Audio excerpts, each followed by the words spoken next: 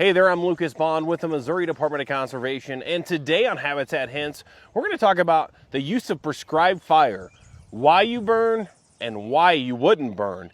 But also we're going to show you the difference between a field or prairie that was burnt and one that wasn't, and you're going to see a huge difference. I'm going to be joined by MDC's Brent Vandeloecht, and he's going to tell us a little bit more about prescribed fire.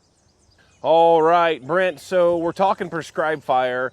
Tell us about the benefits of prescribed fire and so forth, but here to your right, my left, what are we seeing right here? Yeah, so this field right here is a field that has not seen fire in 3 to 4 years. I'm not really sure which, but it's one or the other. But what you can see is this field was planted with native grasses and wildflowers.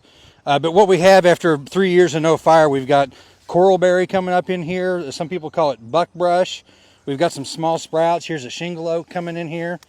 And then we've got an elm tree. So what we're starting to see is succession starting to take place in the absence of fire. So a lot of times when we're working with private landowners on CRP or old fields, we recommend prescribed fire to set back some of this some of this vegetation and get in a more early successional state. So when we burn a little spot like this, and we're just kind of in a nook here, but typically we're trying to open the ground up. You can see there's a lot of dead duff right here. So if you think if you're a baby quail or a small turkey, it's really hard to move around when that chick's about this tall. So when they're born, they have a hard time getting through this type of habitat. It is a good place for nesting, for sure, but shortly after they're born, they need to get out of that nesting habitat and get into something that's more open. And you can do that by prescribed fire, correct? Helping that. Yeah, absolutely. So prescribed fire will burn off that duff. Depending on the timing, you can really set back some of these woody sprouts.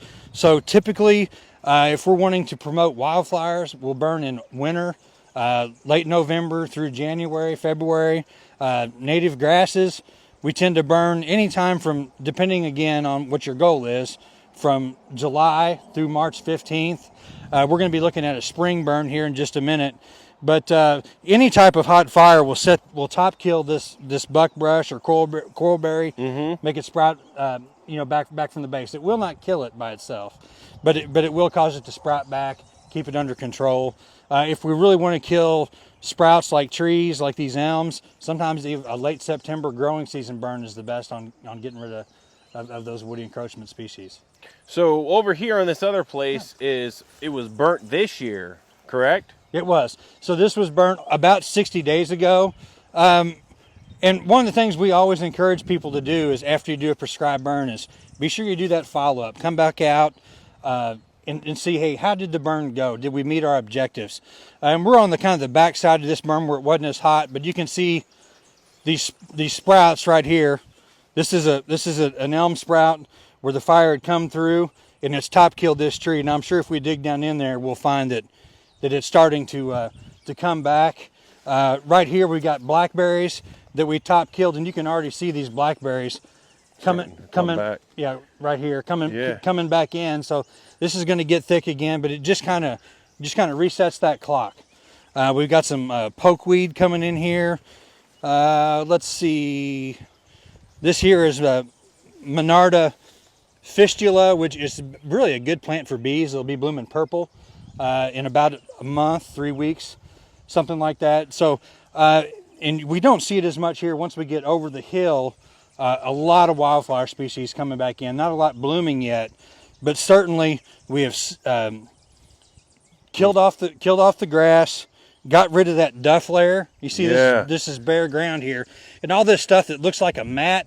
That's all common ragweed. So that's really a top shelf food source for quail, ground nesting birds. And once that stuff gets taller, again, if you think these birds are this tall, they can run around in that, and then they have a canopy over the top of them. So prescribed fire is perfect. That creates usually great habitat for poults and baby quail and so forth, right? Oh, absolutely. Yep. And it's this is perfect brood rearing conditions for those baby chicks, and it will be for up to 2 to 3 years, depending on how much rainfall we get and stuff like that.